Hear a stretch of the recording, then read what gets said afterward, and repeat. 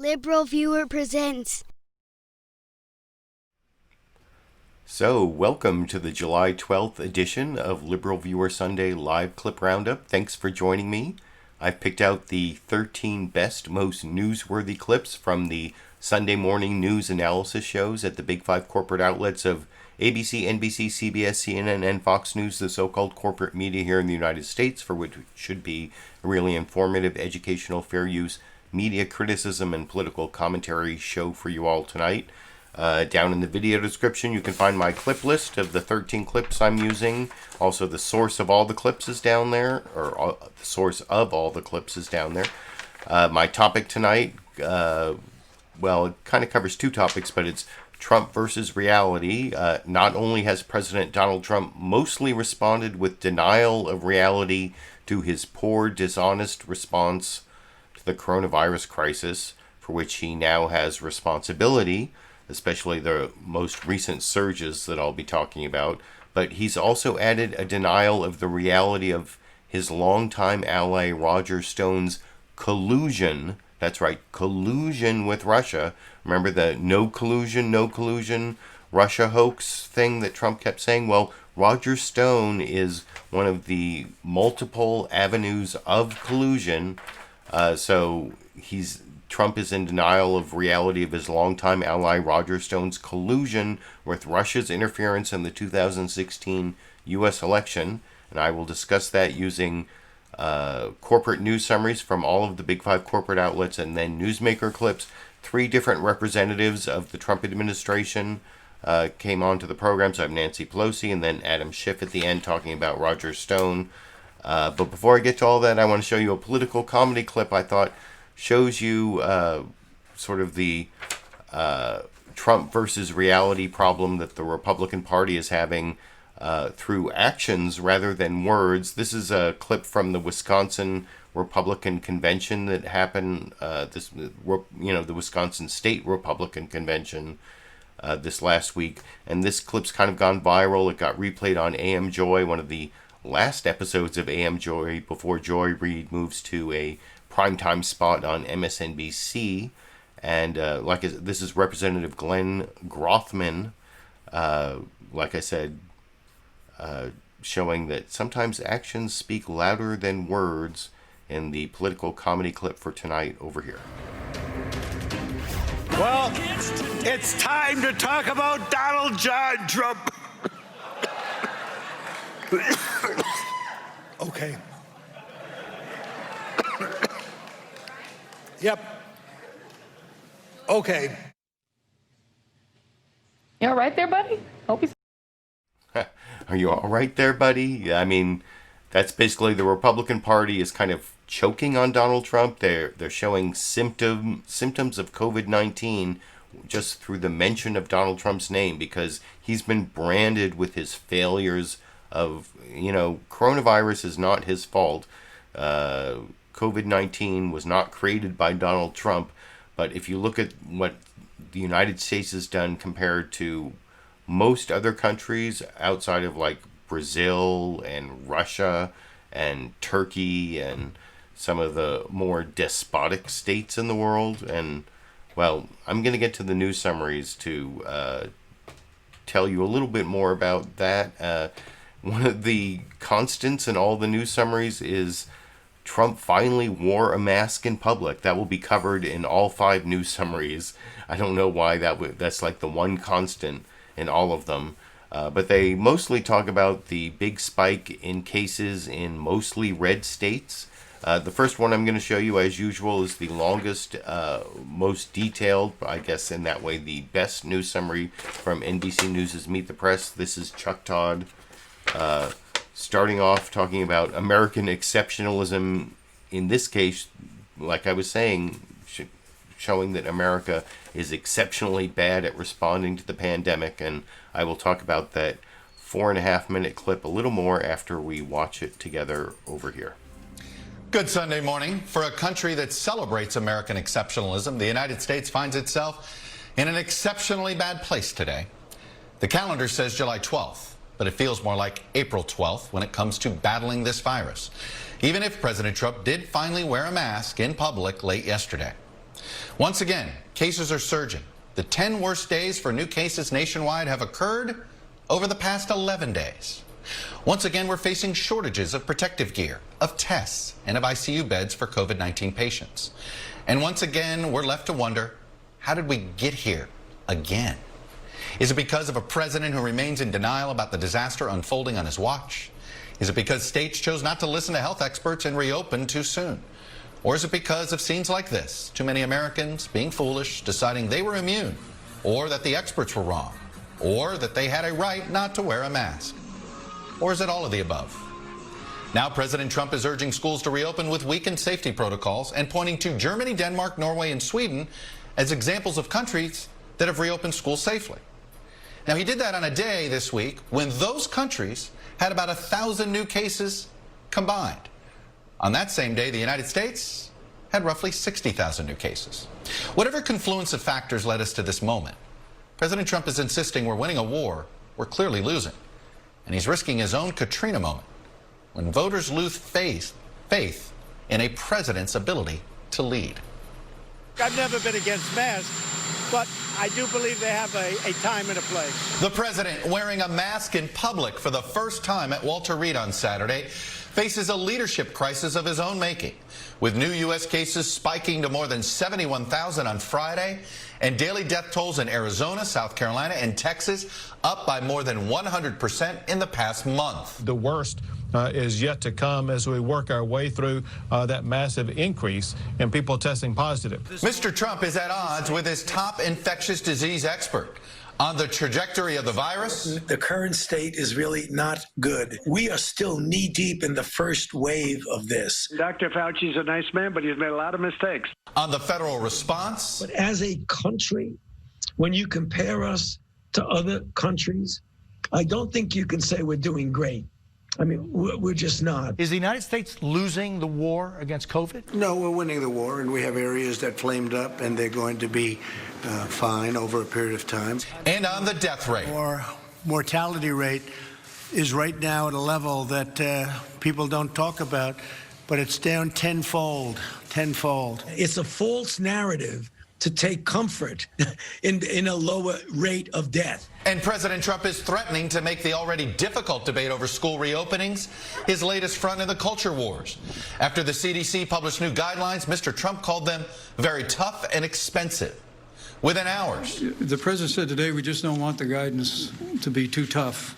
And that's the reason why next week CDC is going to be issuing a new set of tools. The president warned may cut off funding if not open, pointing to Democratic governors. They don't want to open because they think it will help them on November 3rd. I think it's going to hurt them on November 3rd.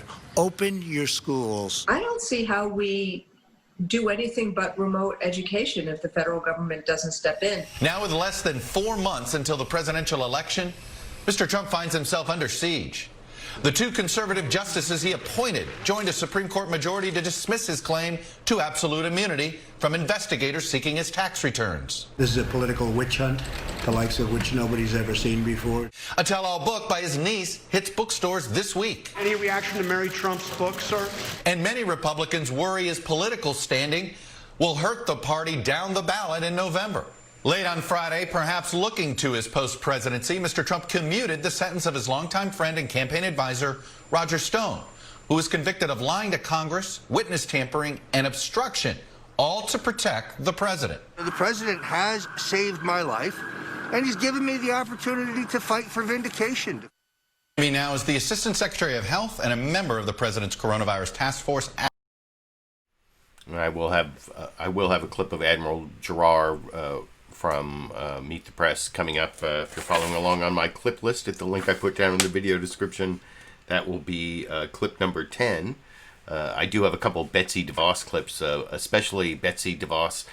Last week Dana Bash did the great job with FDA Commissioner Stephen Hahn, cross-examining him on whether Trump was correct that 99% of coronavirus cases are completely harmless, which was a totally bogus statement. Well, this week Dana Bash in clip number 8 will totally destroy. Well, Betsy DeVos is one of the least qualified, least articulate members of the Trump administration. Such a huge drop from Obama Education Secretary Arne Duncan, in my opinion. And Danabash completely destroys Betsy DeVos about the plan for reopening schools that you saw mentioned there. I thought, like I said, that was the longest, most detailed news summary. There was a lot of good stuff in there. I especially like the Katrina moment idea, because Trump seems to be spiraling into... it's too soon to call the election. It's 114 days before the presidential election, so a lot could happen, especially if you consider what's happened in the last 114 days. But Trump is definitely falling in the polls and experiencing Katrina. You know, he's losing in Texas in some polls to Biden, Arizona, Florida, all giving Trump, that'll come up in some of the stuff you see in the subsequent clips. What I like about this ABC This Week with George Stephanopoulos news summary, I won't over-introduce it, I guess, but I like the way they show clips of both Donald Trump and Jared Kushner, the quote from Jared Kushner about how we're going to be rocking in July. And of course now we are in July and we are not rocking. It's the coronavirus that's rocking, as George Stephanopoulos points out in this much shorter news summary from this morning over here. Good morning and welcome to This Week. It was not supposed to be this way. Early in the pandemic, President Trump predicted the coronavirus would disappear in days. Back in April, his son-in-law and senior advisor Jared Kushner said, a lot of the country should be back to normal by June. The hope is that by July, the country's really rocking again. 12 days into July, it's the virus that's rocking. The U.S. leads the world in cases, with more than 60,000 new cases yesterday alone. More than 30 states saw their caseloads increase this week.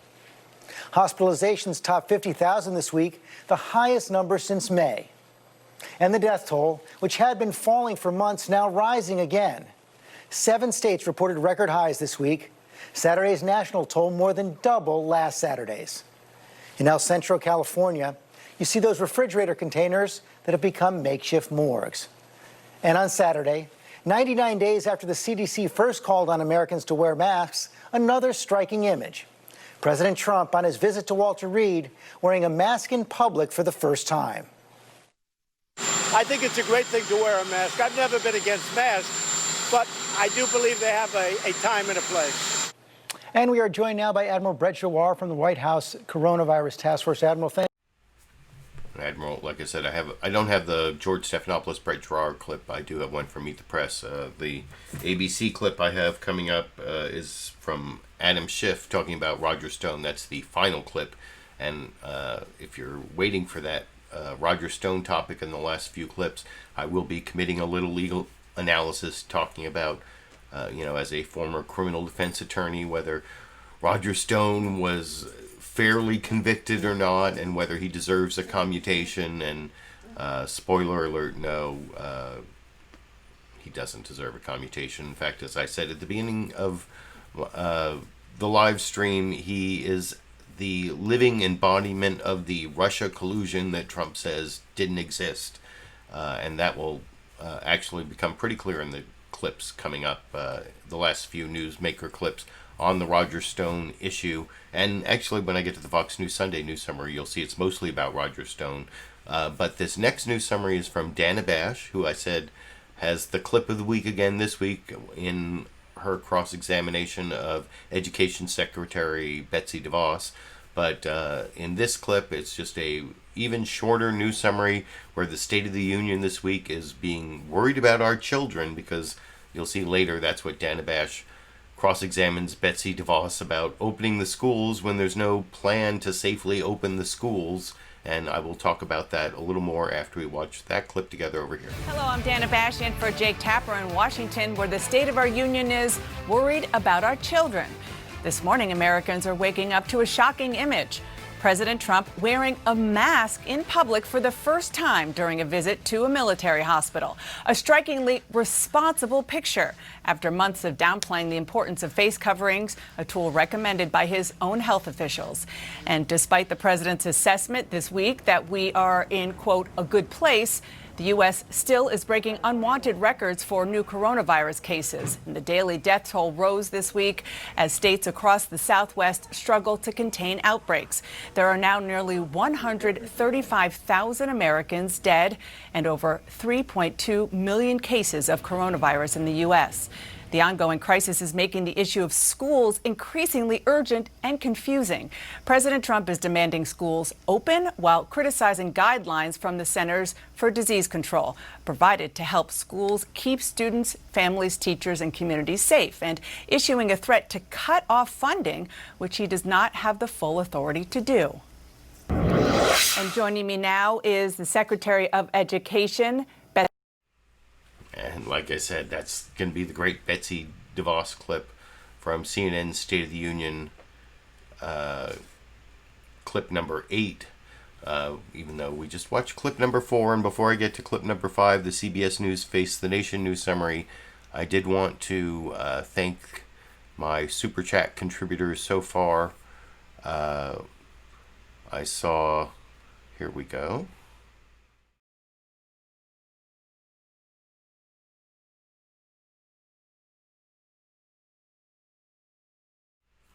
So thanks Sexy Bob and Sinful Solutions and Matthew for those 3 Super Chat contributions.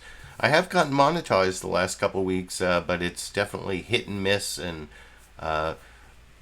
regarding Matthew's comment about whether I'm going to keep doing the weekly roundup after the election, well, I'm going to keep going through January 20th, 2021, when hopefully that will be Trump's last half day in office. And then I'll reassess. This is Liberal Viewer Sunday Live Clip Roundup episode 377. That's over 7 years of doing this. I realized when 12 episodes ago at episode 365 that I'd spent a year, because every Sunday I spend 8, 9, 10 hours. And it's it's only one day a week, but when you add them all together, I've spent over a year of Sundays doing this. And, the viewership, it has something to do with the way YouTube's algorithms go, or, maybe just how many people like to watch my live streams. And, of course, this is a very unedited type of live stream where I'm just talking, and sometimes I go off on tangents, and it's anyway, I just try to add my commentary and criticism to the clips, and whether people like it or not, if I get enough support on Patreon, through PayPal, and through pressing the join button and the Super Chat contributions, to make it worth my while to spend 8 to 10 hours every Sunday doing it, I might keep going, but I'll just reassess after hopefully Trump is no longer president. And anyway, that's my answer to that Super Chat comment from Matthew, who's been giving me Super Chat contributions every week for several weeks there. Oh, and Delta Victor Mike, I see, just gave another one. I appreciate that. So thanks for that support. I want to finish up with, I'm almost halfway through the news summaries. The next one is about 3 minutes long from CBS News' Face the Nation. Margaret Brennan starts off also talking about something that comes up that came up in the last news summary, comes up in some of the questioning about how did we get here in July back to where we were in March and April.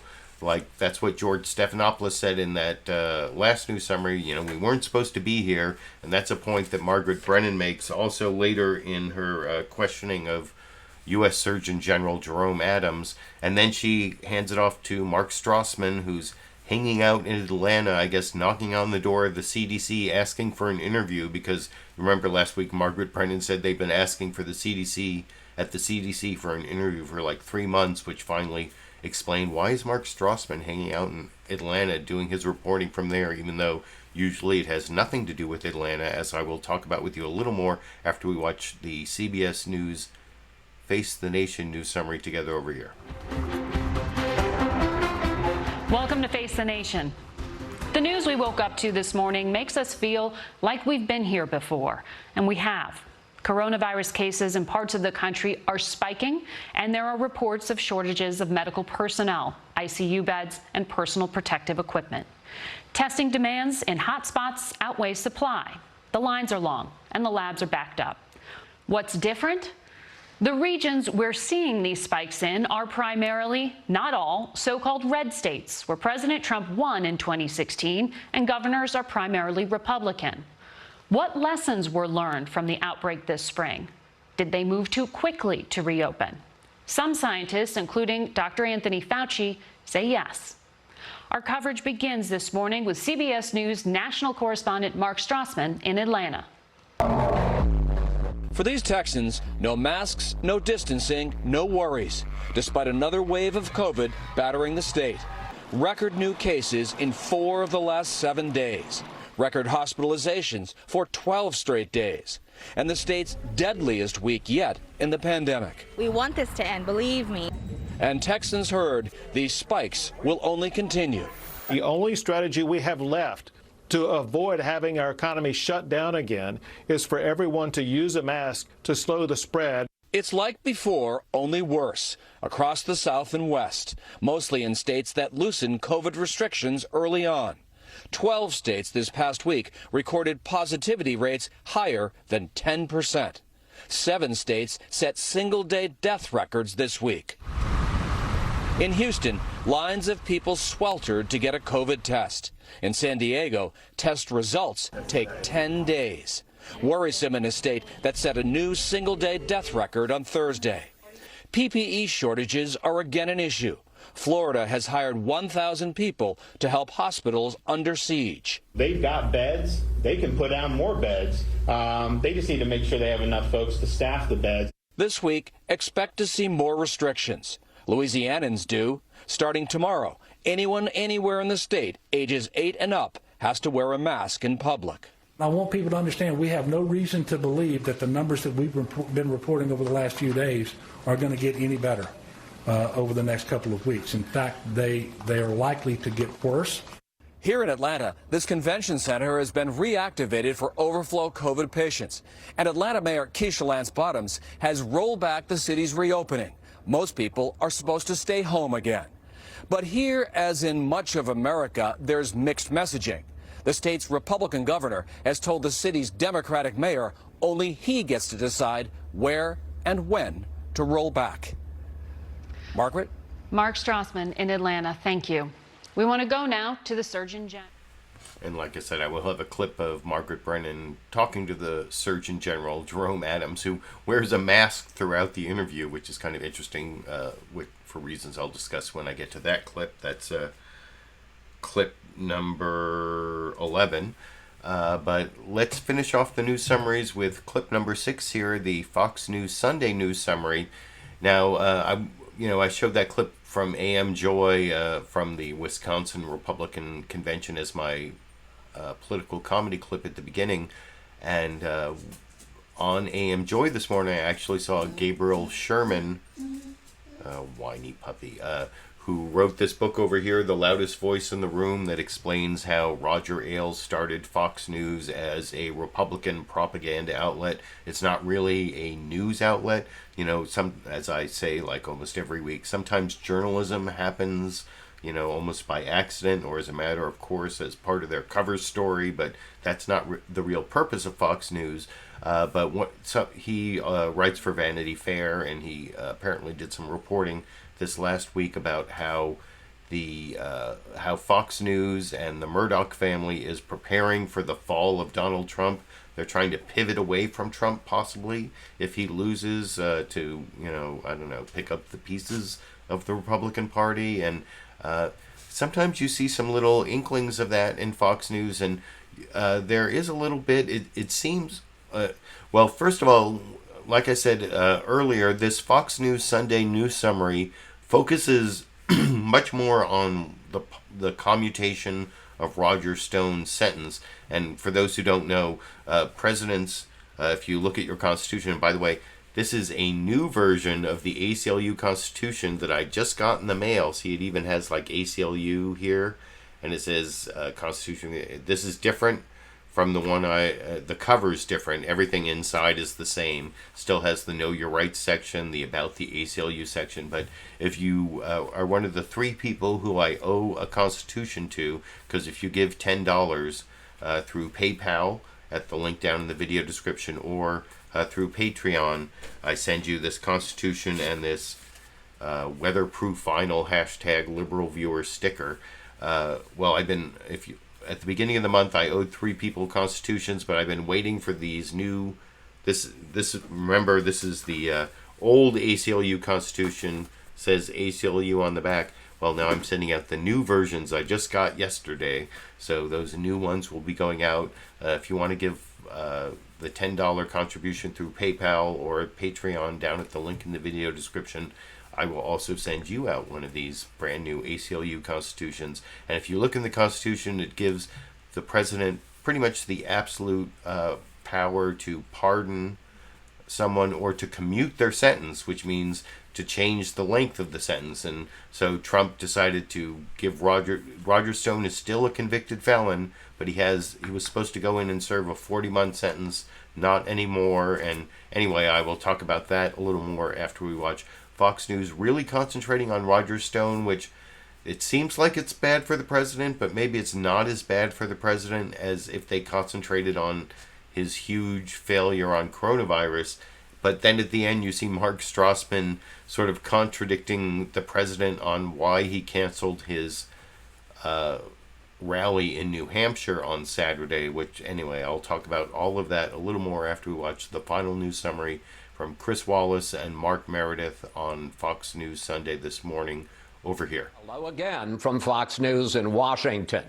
In the face of falling poll numbers and rising coronavirus cases, President Trump is doubling down on his push to reopen the country. And that means increased pressure on schools to bring students back for in-person learning this fall. In a moment, we'll speak with Education Secretary Betsy DeVos about the challenges ahead. But first, let's bring in Mark Meredith at the White House with the latest on a move by the president to save a political ally from prison. Mark. Chris, on Friday, President Trump commuted the prison sentence of his longtime friend and political consultant Roger Stone. The move has Democrats and a growing number of Republicans up on Capitol Hill outraged. Roger Stone was not treated properly. 67-year-old Roger Stone was supposed to go to prison this week after being convicted of witness tampering and lying to Congress. Love you, Roger! Instead, he'll remain a free man after President Trump commuted his 40-month sentence. He thought that I had been treated unfairly. Democrats say the commutation constitutes abuse of power. There are now 2 standards of justice in this country, one for the criminal pals of the president and one for everybody else. Republican Senator Mitt Romney was equally outraged, tweeting unprecedented, historic corruption. GOP Senator Pat Toomey called it a mistake. The president seemed unfazed by the criticism during a visit to Walter Reed Medical Center last night. Cameras captured the president wearing a blue face mask stamped with the presidential seal. The photo op came as the White House continues to aggressively push for America's schools to reopen this fall. So we're very much going to put pressure on governors and everybody else to open the schools. But some fear reopening within weeks without a vaccine ready could expose more students, parents, and staff to coronavirus. The president's campaign scrubbed a rally in New Hampshire last night, claiming bad weather, not the virus, forced the postponement. However, the weather up in Portsmouth was fine yesterday, and it's unclear, Chris, when that rally may be rescheduled. Chris? And we'll have more on the Roger Stone case later in the program. Mark Meredith reporting from the White House. Mark, thanks. Joining us now, Secretary of Education. And the next clip I'm going to show is Chris Wallace's interview with Betsy DeVos, the Secretary of Education in the Trump administration, one of the least qualified people in the Trump administration, and that is, of course, saying a lot. Oh, Sandy's coming in and lying down. I have a bonus Dash and Sandy clip for the end of the program that I will show after clip 13, but I do want to get to the newsmaker clips. The one thing, but I wanted to say one more thing. I mentioned how at the end of that clip, Mark Meredith said that Trump canceled his rally in New Hampshire for a bogus weather reason, and the weather never really panned out, and it may have something. And even Fox News mentioned Trump wearing his mask. Like I said, that was the one thing that was mentioned in all 5 of those news summaries. Trump finally wore a mask, but Fox wasn't as critical about how long it took him to wear that mask. And anyway, that's also the picture I used for my thumbnail, because it was a image that you saw in all 5 of the news summaries. And like I said, at first I thought maybe Fox News was being critical of Trump by showing that Roger Stone commutation story as their main focus, but I think it is less harmful to Trump than actually focusing on the coronavirus. And then I will show this clip from the panel discussion. I usually don't show pundit discussion clips, but clip number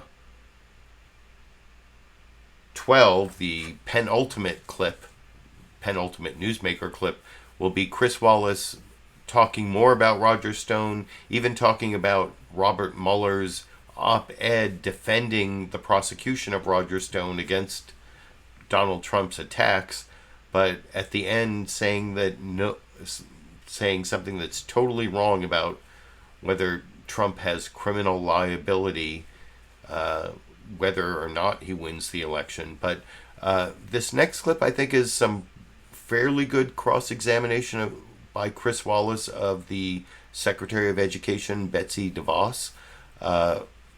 He doesn't really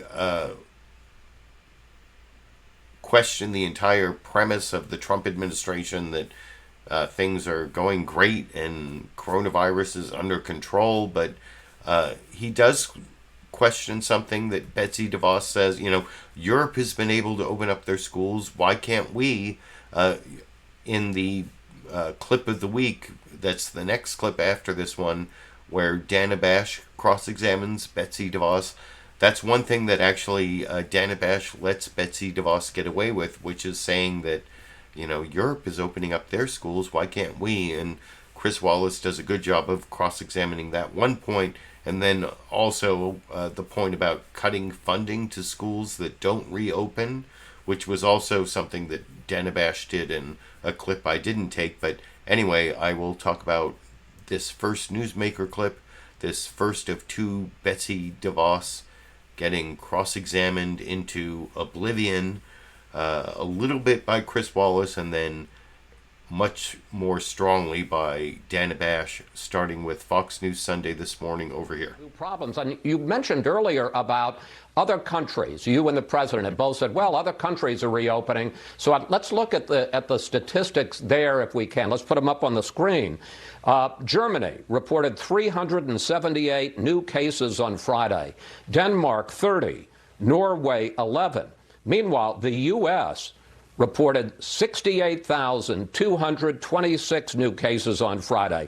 Question, is it really fair? Is it reasonable to compare the situation in countries that have 20 new cases in a day with a country that has 68,000 new cases in a day? Well, we're talking about schools and other countries' experiences with reopening schools. And it has been shown to be very successful. Kids have gone back to learning environments and have done so safely and But schools healthily. happen in an environment. If there's 30 cases in a state, in a country, that's very different than a place where it's out of control and there are 70,000 new cases in a day. And we're not talking about places where it's, quote, out of control. We're talking about the rule, not the exception. And where there are hot spots in the future, in the fall, of course, that has to be dealt with differently. And I would reference Miami-Dade County, which has a very robust continuity of learning plan that was put into place in anticipation of hurricanes, but it's very appropriate here. The state of Florida has said in the fall, Parents and students need to be able to count on a 5-day-a-week in-person school situation. And where those parents or where that situation suggests something else for a short period of time, there have to be plans to have learning continue 100% of the time, full time, in a different setting. So Miami-Dade has multiple platforms for students to continue to learn. I have one last question, Secretary DeVos, because both you and the president have threatened to cut off funding for school systems that don't open fully in the fall. Here you are. If schools aren't going to reopen again, that's breaking that promise. And so why should they receive funds for something they're not going to do? And President Trump tweeted Friday, schools must be open in the fall. If not open, why would the federal government give funding? It won't. Two quick questions, and I need a quick answer, if I can, from you, Secretary DeVos. One, under what authority are you and the president going to unilaterally cut off funding, the funding that's been approved from Congress, and most of the money goes to disadvantaged students or students with disabilities? And secondly, isn't cutting off funding exactly the wrong answer? Don't you want to spend more money to make schools safer, whether it's with plastic shields or health checks, various other systems? Doesn't it make more sense to increase funding for schools where it's unsafe rather than cut off funding? Look, American investment in education is a promise to students and their families. If schools aren't going to reopen and not fulfill that promise, they shouldn't get the funds. Then give it to the families to decide to go to a school that is going to meet that promise. Well, you can't do that. I mean, I know you guys support vouchers, and I know you support vouchers, and that's a reasonable argument, but you can't do that unilaterally. You have to do that through Congress. Well, we're looking at all the options because it's a promise to the American people, to students and their families, and we want to make sure that promise is followed through on. Secretary DeVos, thank you. Thanks for your time. So, like I said, that was good cross-examination from Chris Wallace on Fox News Sunday. Like, he actually committed some journalism on the right-wing Republican propaganda station that is Fox News, as you can see by reading The Loudest Voice in the Room, that book over there by Gabriel Sherman, and pointed out that the Trump administration idea to cut funding to schools who don't reopen when they can't reopen because of CDC guidelines, well, at least the cutting funding part is ridiculous. And also the idea that, that Betsy DeVos said on multiple channels that this morning that, well, Europe could reopen, why can't we? Well, that's because Europe had different European countries had 12, 15, 60, or, two-digit numbers, and we have 70,000 cases in a day. 70,000 cases. That's not, we haven't done the work necessary to reopen. And so that was pretty good cross-examination, but not quite as good as what Dana Bash did over on CNN's State of the Union, pointing out that Betsy DeVos came onto the Sunday morning news analysis shows with a few talking points like what students need is for schools to reopen. The kids need for schools to reopen. That's her talking point. But she doesn't have a plan. And the CDC guidelines don't really support what she's trying to accomplish. And the CDC is part of the same government she's a part of. And anyway, Dana Bash did a great job of pointing that out in the clip of the week. Dana Bash cross-examining Betsy DeVos, Secretary of Education, for about, is it 5 minutes? Yes, 5 minutes on CNN's State of the Union this morning over here. is dangerous to them, and in fact, it's more a matter of their health and well-being that they be back in school. And we've seen this in other countries in Europe and elsewhere in the world, where students have. Oh, but I forgot to mention the one thing Danabash didn't do, because I start this clip off with Betsy DeVos saying, "Europe can reopen, why can't we?" And Chris Wallace debunked that talking point in the last clip. That's the one thing Danabash didn't do, but she did a great job of debunking the lack of the plan from Betsy DeVos and the conflict with CDC guidelines in the clip over here. Is dangerous to them, and in fact, it's more a matter of their health and well-being that they be back in school. And we've seen this in other countries in Europe and elsewhere in the world, where students have gone back to school and have done so very successfully. That should be the goal. Well, we do know that children can spread the virus. For example, there was a summer camp in Missouri which closed after 82 campers and staff tested positive. Texas says more than 1,300 children and employees in a child care facility tested positive. And here's what the CDC guidelines say. If children meet in groups, it can put everyone at risk. Children can pass this virus on to others who have an increased risk of severe illness from COVID-19. That's your own federal government's guidelines. And we also know that the YMCAs that provide child care for frontline workers across the country have been studying this very carefully, and that there has not been high incidence of viral spread in those situations. So it really is a matter of paying attention to good hygiene, following the guidelines around making sure we're washing hands, wearing masks when appropriate, staying apart at a bit of a distance socially, and doing the things that are common sense approaches to ensuring that kids can go back to the classroom and can go back to learning. So there are a lot of things to unpack there. First of all, you're talking about YMCAs. I mean, that's great news, but I'm asking you about your own federal government's guidelines, the CDC guidelines. And what the CDC has said is that if children meet in groups, it can put everyone at risk. Well, the CDC has also been very clear to say they never recommended schools close down in the first place, and they are very much of the posture that kids need to be back in school for a multitude of reasons. The American Academy of Pediatrics has said the same thing. Kids need to be in school. They need to be learning. They need to be moving ahead, and we cannot be paralyzed and not allow that or not be intent on that happening. So you're right. The AAP rather has said that the goal, of course, is for children to be back in school, but they also signed a letter saying schools in areas with high levels of COVID-19 community spread should not be compelled to reopen against the judgment of local experts. And it sounds like what you're saying is you, as the Secretary of Education, you are compelling schools to reopen regardless of what's happening.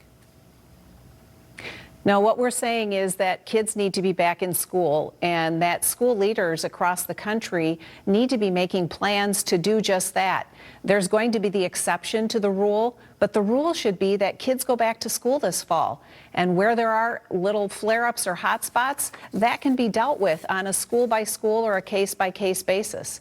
And there's ample opportunity to have kids in school. There's many counties across the country that have virtually no cases. And so school leaders need to be looking at the granular data, right on the ground where they are, and looking at if there are problems, then how are you going to deal with them? But the goal needs to be that kids are learning full time again this fall. I just want to make clear, nobody has any goal that's different from that. Everybody wants children to learn in the best possible conditions, but there's also the question of safety and balancing those, and I'm not hearing a plan from you on how to get to that goal of children in school learning, but doing so safely. Does the Department of Education have a plan to do that?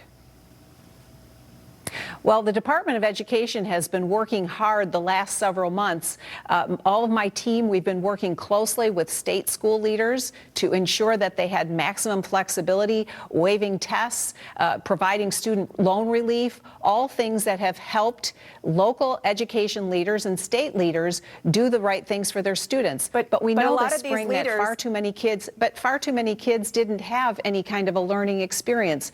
Going into the fall, we need to ensure, education leaders need to ensure that kids are going to be able to be learning full time, no matter how that looks. If they're in an area with high incidence of virus, then they need to be learning Secretary DeVos, remotely full time. Okay, Secretary DeVos, on that note, the CDC, let's talk a little bit more about what the CDC is recommending.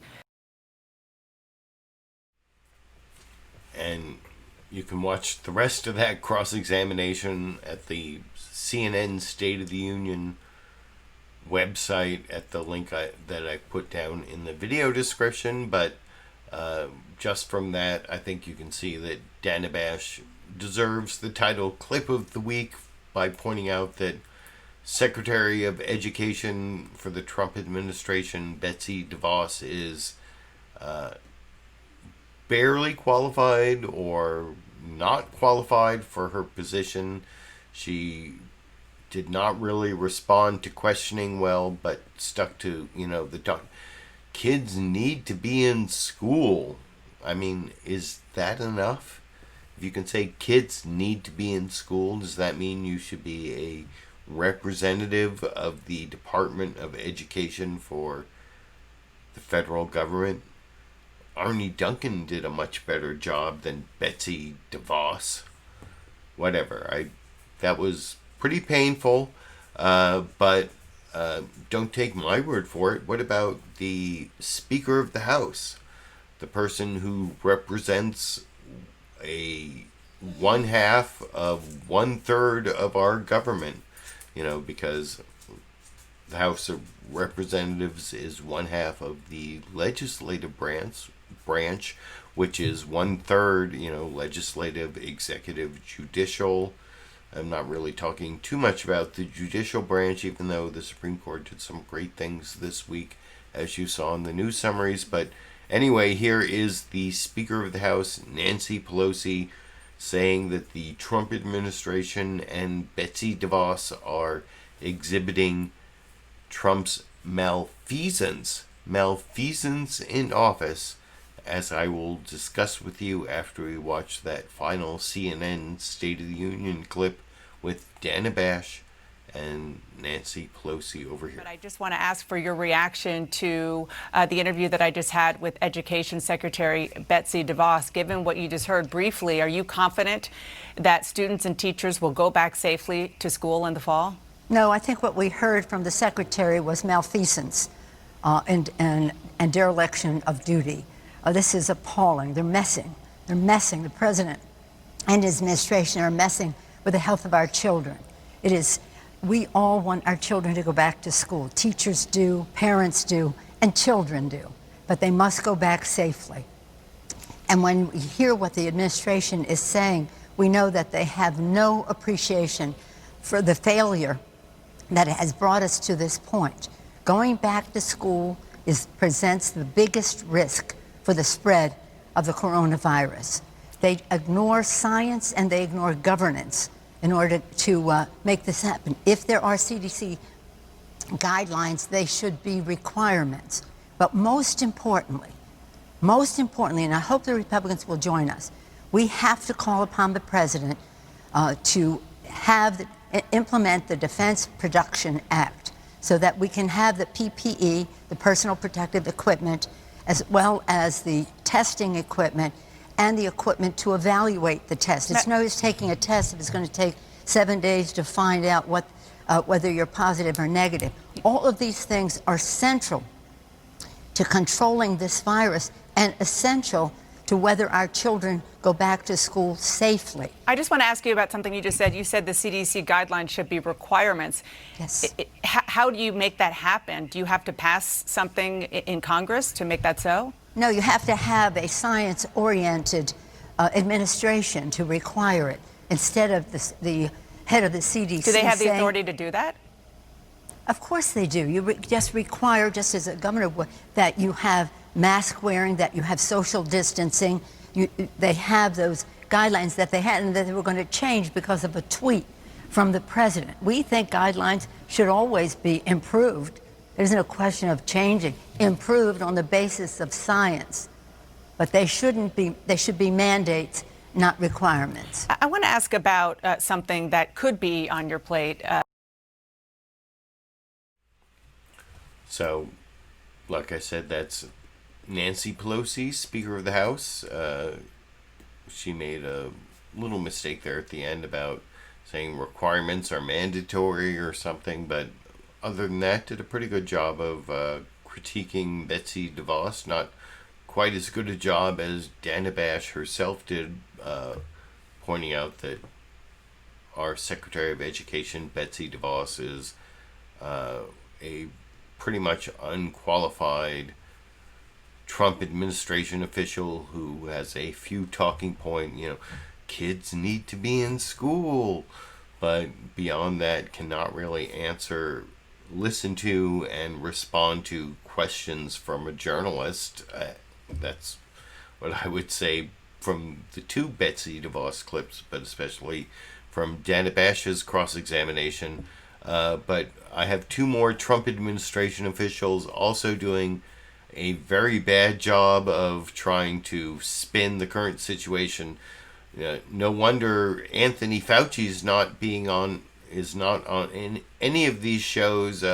Some of the breaking news in the last 24 hours has been that the Trump administration is not only refusing to allow Anthony Fauci to go out on to any of these programs I cover, but they're also actively putting out opposition research trying to undermine the credibility of Anthony Fauci, their best expert on infectious diseases in the middle of a pandemic that has killed over 130,000 Americans. I mean, could the Trump administration reach a worse low than that? Well, there's been so many lows for the Trump administration, but like I said, I have two more Trump administration officials, not Anthony Fauci, trying to spin this huge crisis created by the lack of leadership from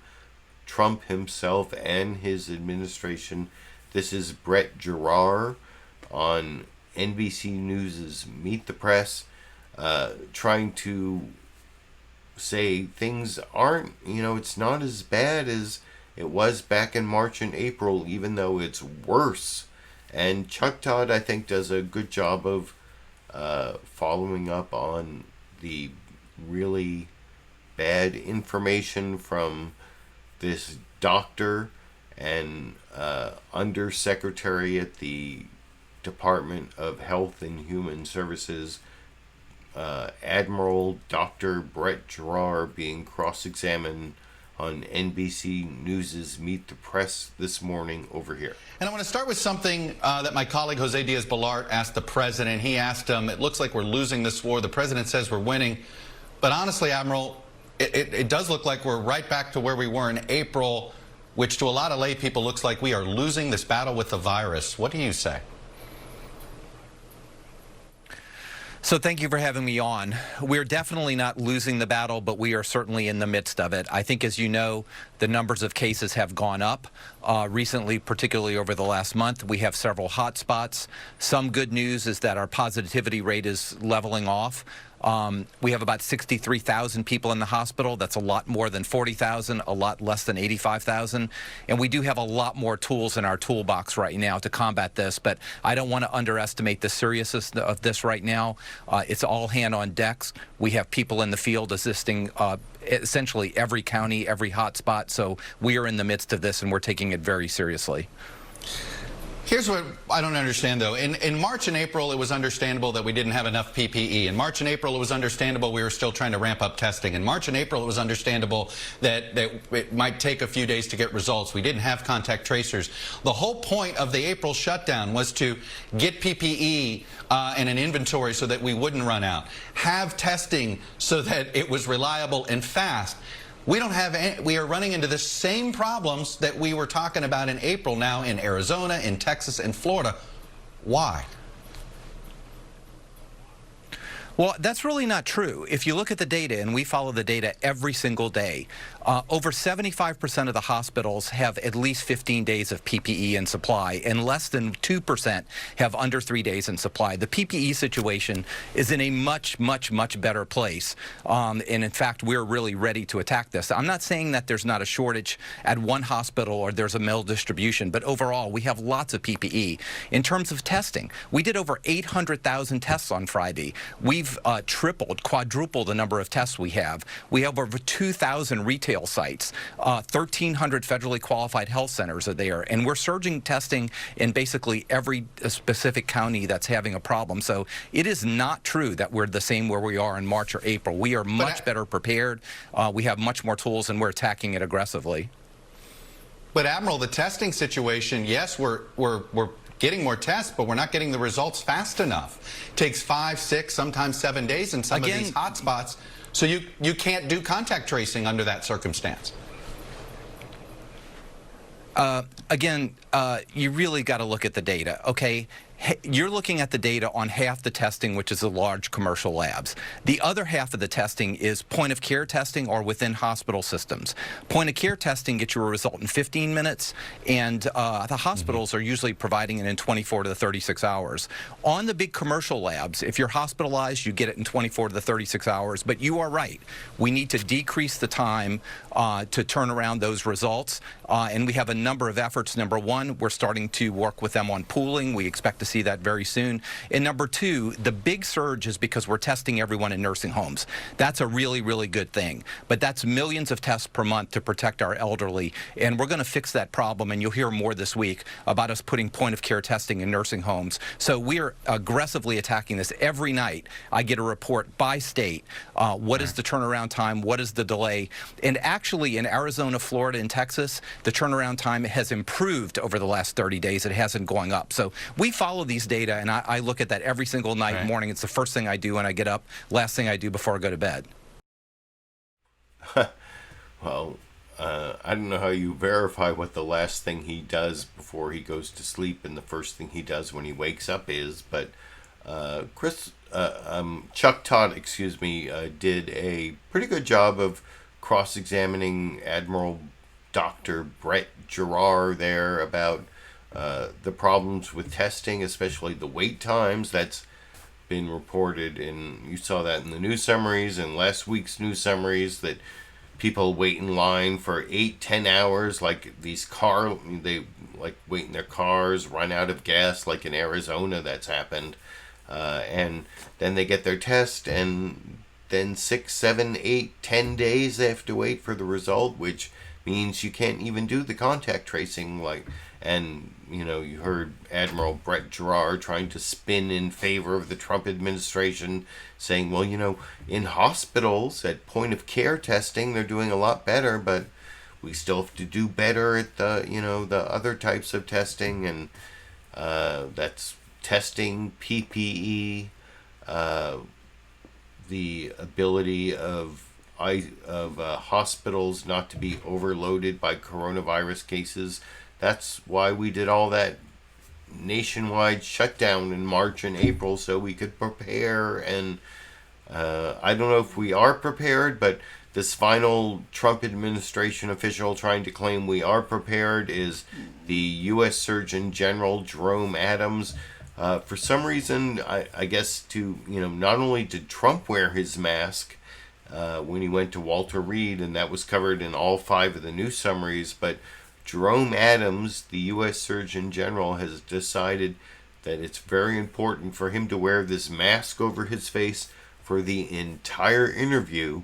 It's a little bit hard to hear what he's saying, but it doesn't stop Margaret Brennan from pointing out how basically we're back here in July where we were in March and April, and I don't think his spin to the contrary is all that persuasive, but you can let me know what you think after we watch that final news clip on the coronavirus subtopic before we get to the last two Roger Stone commutation corruption of the Trump administration Justice Department clips at the end. But anyway, here's U.S. Surgeon General Jerome Adams being pretty well cross-examined by Margaret Brennan on CBS News' Face the Nation this morning over here. You know, the administration has talked about this tension between reopening the economy and dealing with the virus. The pain that people felt and took to their pocketbooks on the East Coast and the west of this country when they shut down the economy, they were told that was to mitigate the spread. They were told that was so people could get ready for another round of this virus. But right now, what we're hearing sounds like what we saw in April. Shortages of PPE, waiting times for test results. What happened? And who's in charge of fixing that? Well, I think it's a little bit unfair to say that this is exactly what happened in March or April. Again, a 300% increase in personal protective equipment. We're doing a much better job of protecting the vulnerable. It's why you've seen the age of cases being diagnosed drop by over a decade and a half, a much lower fatality rate. The CDC director said this week that more testing needs to be done. So the administration, health officials are acknowledging that. We are doing 600, 700,000 tests per day, and I will agree with you that in certain areas we do need to do more testing, and that's why we have these strike teams, multidisciplinary teams of health experts going to the problem areas. The other thing to understand is if you look at Arizona, for instance, Arizona as a state is steady. But when you look at Phoenix area, Maricopa County, that's increasing. These increases that you're hearing are very regional, and so we have a very targeted approach to make sure we're getting the resources to the people that need it the most, so that, again, we don't see the fatality that we saw in March and April, which Tony Fauci, Dr. Redfield, myself, no one on the task force wants to see that, and we don't think we're going to see that because we're better prepared to respond, but it's got to be coupled with prevention. And I know I keep harping on that, but we have the power to slow the spread. I would ask you to share my PSA, hashtag COVID stops with me, on my website, because together we can turn this thing around in just 2 to 3 weeks if everyone does their part. More studies coming out showing the effectiveness of face coverings. 2 to 3 weeks for what exactly?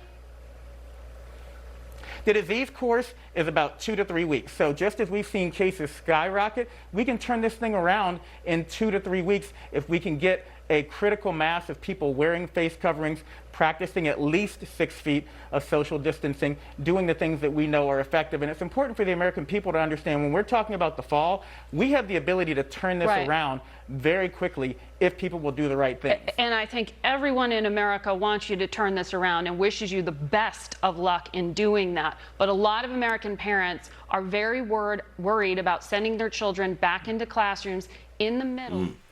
And Margaret Brennan goes on to question U.S. Surgeon General Jerome Adams about the safety of sending kids back to school. I actually almost titled the video this week, Trump Sacrifices Kids, but I went with Trump versus reality. And, you know, I have this theory that maybe one of the reasons that Trump finally wore a mask in public on video this week is because his U.S. Surgeon General Jerome Adams was saying how if everyone wore a mask, we could turn this whole thing around in 2 to 3 weeks. And there actually was this study that if like 95% of people wore masks, it would cut transmission of the coronavirus by a huge amount.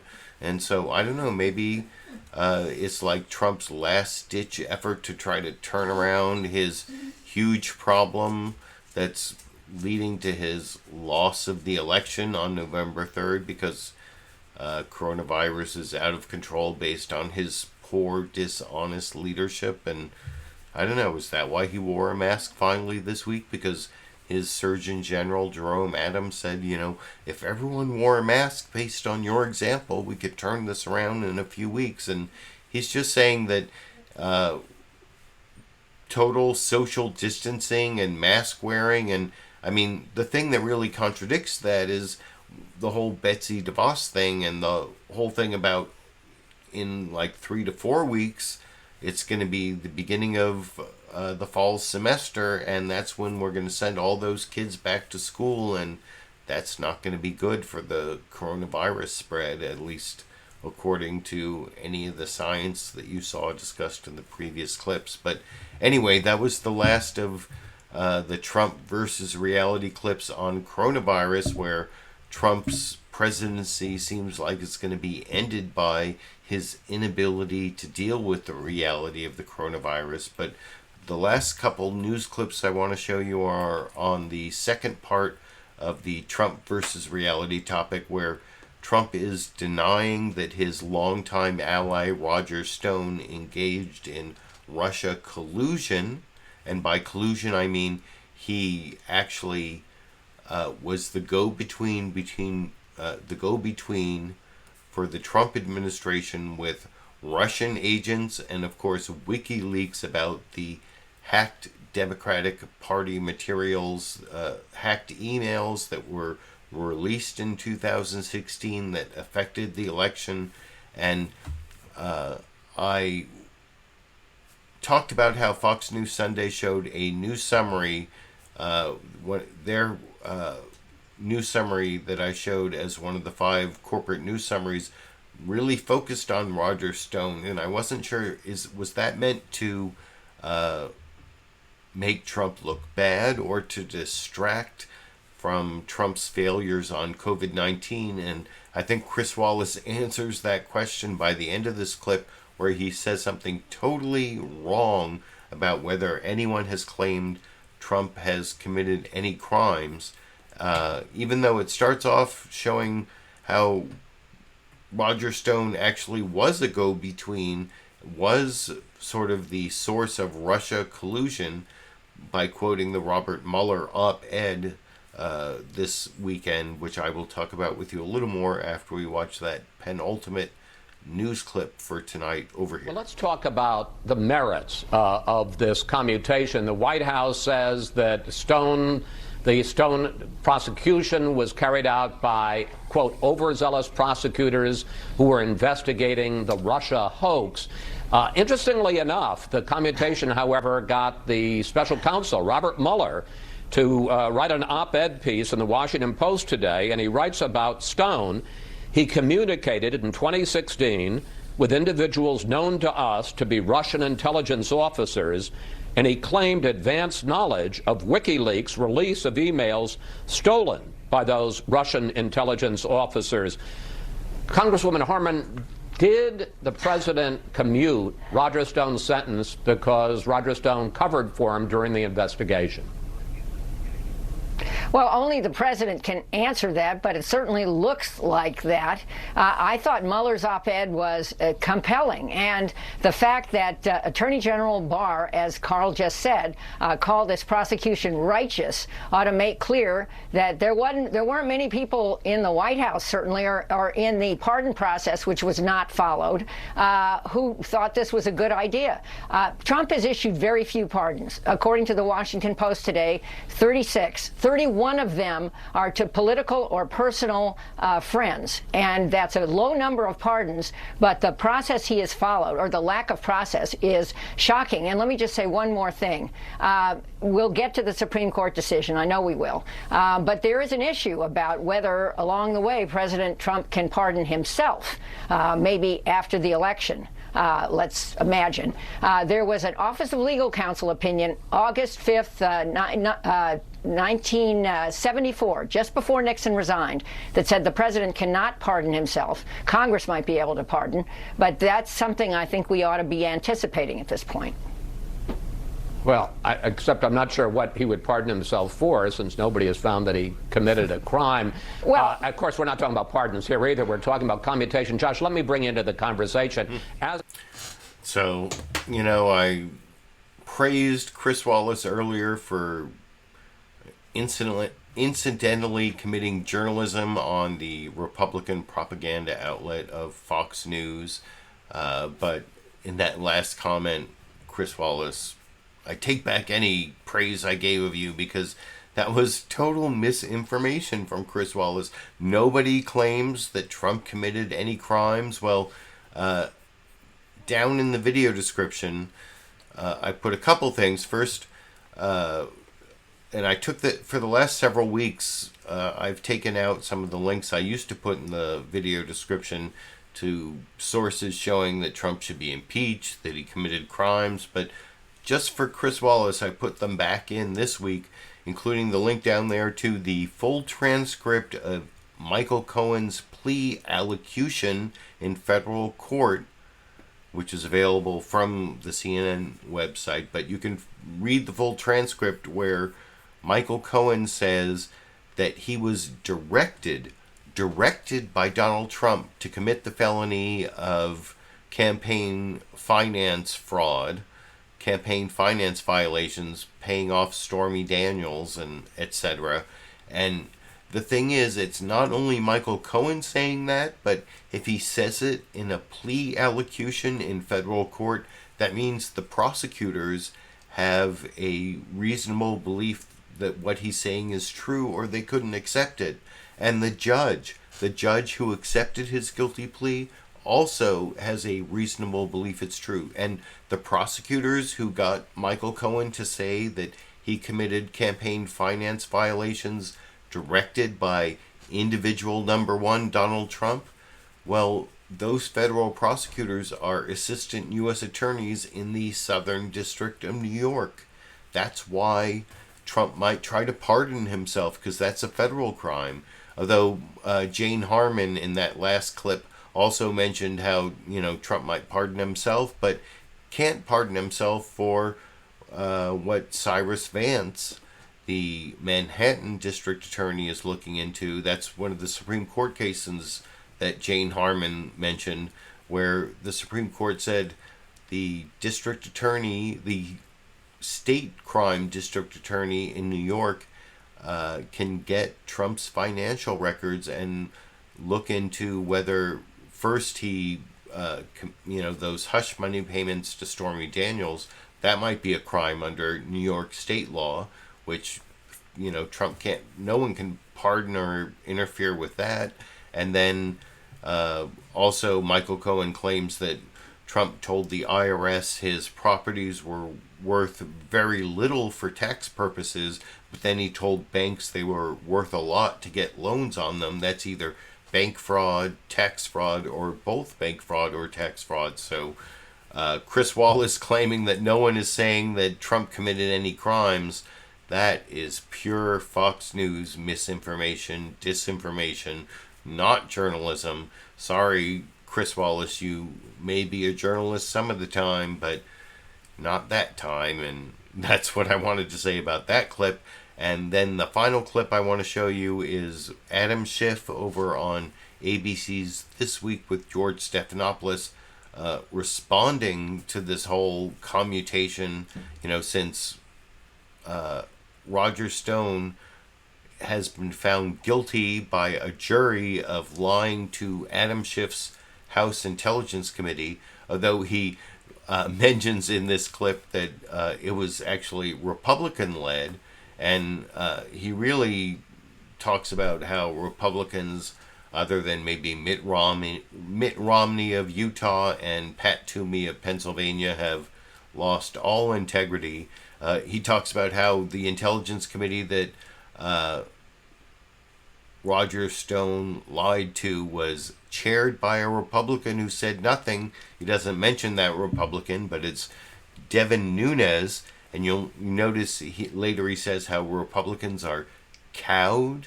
Cowed, is that because of Devin Nunes being a dairy farmer? There's this whole case where he sued a Twitter cow, but I won't talk about that, but I'll talk about the news a little more after we watch this final news clip. Adam Schiff being nauseated by the commutation of Roger Stone's sentence in this clip. Was treated very unfairly. Roger Stone was brought into this witch hunt, this whole political witch hunt, and the Mueller scam. It's a scam because it's been proven false.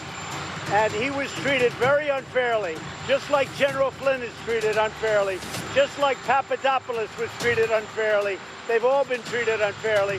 And what I did, I will tell you this. People are extremely happy because in this country they want justice. And Roger Stone was not treated properly. So I'm very happy with what I did. President Trump, on commuting Roger Stone's sentence, the president's late Friday move to reward his longtime friend is drawing plenty of fire as well, including the first public statement from Robert Mueller in more than a year. In a Washington Post essay, Mueller defended his Russia investigation and Stone's prosecution. Quote, "When a subject lies to investigators, it strikes at the core of the government's efforts to find the truth and hold wrongdoers accountable. Because his sentence has been commuted, he will not go to prison, but his conviction stands." And we are joined now by the chairman of the House Intelligence Committee, Adam Schiff. Chairman Schiff, thank you for joining us this morning. Stone was convicted in part for false statements he made to your committee. What's your response to the president?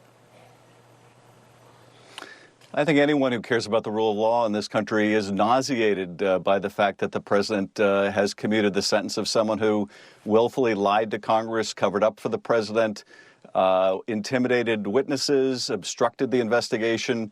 It shouldn't matter whether you're a Democrat or Republican. This should be offensive to you if you care about the rule of law and you care about justice. Let's remember, George, that Roger Stone was the intermediary. He was the link between Donald Trump and the Trump campaign and Russian intelligence, the same Russian intelligence unit that hacked Donald Trump's opponents' emails. He was the link with their cutout, WikiLeaks, as well, through which they published these. And Donald Trump was desperate to get his hands on these emails. He urged the Russians to hack Hillary's emails. He touted them when they did, over 100 times in the campaign trail. He thought they were central to his victory. And this effort to get and use foreign assistance is what Roger Stone had information on. And he lied to cover up and protect the president.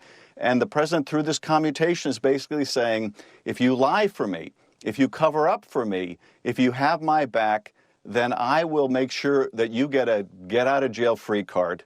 Other Americans, different standard. Friends of the president's, accomplices of the president, they get off scot-free. What, if anything, though, can you do about it? I know Speaker Pelosi has said the House will move legislation to ensure that no president can pardon or commute the sentence of someone who's trying to shield the president. But even if the House passes it, it's not going in the Senate, anywhere in the Senate right now. And wouldn't it likely be found unconstitutional if it became law? Well, there are things that we can do to discourage the abuse of the pardon power, the commutation power.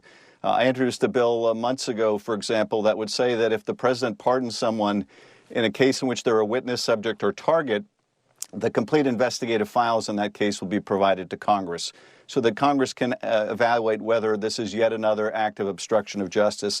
So that we can do. But you point out a very important problem, George, which is responsible in part for the commutation of this sentence, and that is Republicans won't stand up for the rule of law, won't stand up for the independence of the Justice Department. It shouldn't matter, but this was a Republican-led investigation that Roger Stone lied to. The committee was then chaired by a Republican. And here you have no more than a couple Republicans willing to say a single word about someone who came in before Congress and lied to them, intimidated witnesses and obstructed them. And why? Because he did it to cover up for a president of their party. This is the distinction between now and Watergate. The Republicans at that time would not have stood for this, and Nixon understood that. But Donald Trump understands that he has these Republicans cowed. They won't stand up to him. They won't defend the rule of law. And that means that we will have to wait until next year to pass this legislation to discourage further abuses of the pardon or commutation powers. Of course, the other possible remedy is impeachment. And actually, George Stephanopoulos talks about the other possible remedy being impeachment. And down in the link in the video description, you can watch the whole ABC News This Week with George Stephanopoulos episode. I think George Stephanopoulos was correct in his questioning, pointing out that Nancy Pelosi's proposal to outlaw certain types of presidential pardons, well, that's not going to work, because if you read your U.S. Constitution, ACLU version 1 or 2, you're going to find out that it's pretty much a absolute power of the president, although it can still be corrupt. It could still be part of obstruction of justice, which is another crime that Trump may have committed. If you read the Mueller report, which is also at a link I put down in the video description again this week, there are multiple incidences of Trump committing obstruction of justice during the Mueller investigation. So that's another crime he may be liable for when he leaves office federally. And even if he gets reelected, he's probably still going to be prosecuted by the Manhattan District Attorney Cyrus Vance for improper hush money payments to Stormy Daniels, and then either bank fraud or either overvaluing his assets when he gets loans from them from the banks, or then undervaluing them when he claims them for taxes. So it's bank fraud or tax fraud, and that's both state and federal. So anyway, Trump is in legal trouble, possibly ending up in jail, whether he wins re-election or not.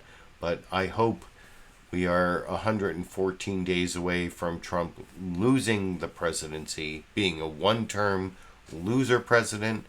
That would be the ultimate Trump versus reality. That's the topic tonight. So anyway, that was my final news clip. I hope you appreciate all of the news clips I picked out, my added political commentary and media criticism. I did promise a bonus Dash and Sandy clip. This is from early this morning. Dash and Sandy over by Sandy. Sandy's the dog, Dash is the cat. Sandy has a food and water bowl, but Dash often will steal water and even sometimes food from those bowls, and so they hang out there in the morning. You can hear some mewing from Dash. Last week I kind of had to move the camera to get simulated interaction. Here you actually see them moving, not the camera so much. In a quick final Dash and Sandy or Dandy clip for tonight over here.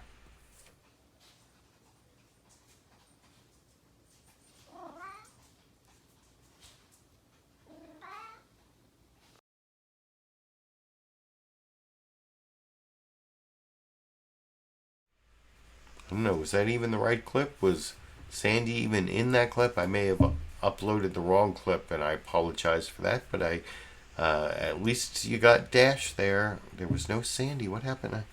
I guess should I try to get the right clip here? Where's the right clip? It's over on my phone here somewhere. I guess I have a few more seconds for where's the right clip? Is this it from this morning? Oh, that was the clip. Hold on. I gave you the whole wrong clip here. That was not even the clip I expected to give you. Here it comes.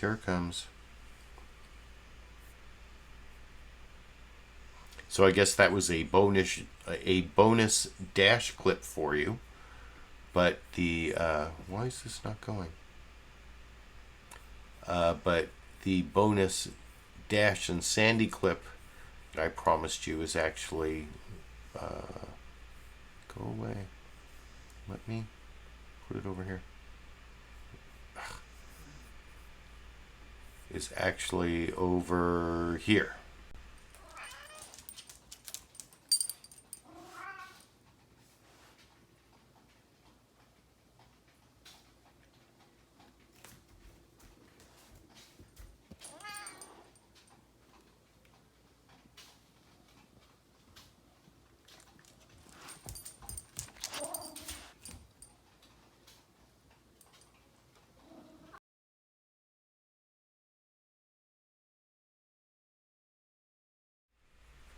So there you go. Oh, you see Sandy's wearing that weird bandana. It's because Sandy had to go to the vet, and the vet puts the bandana on. It's this weird, is it just in California where they put pheromone-laced bandanas on pets to make them feel more comfortable, to make them calm when they go to the vet? Is that something that's going on all around the country? Well, that's why Sandy was wearing that weird bandana and the actual Dash and Sandy dandy clip I had promised you. And anyway, that's the final clip. I hope you appreciate all the work I put in this Sunday and every Sunday for the last 377 Sundays to bring you my LiberalViewer Sunday live clip roundup, as I will continue to do at least through January 20th, 2021. And maybe I will have some ability or reason or to upload an edited, produced video during the week. And unless I do, I will be back next Sunday and every Sunday for the rest of the year and into 2021. And until then, I guess I will be seeing all of you around the internet.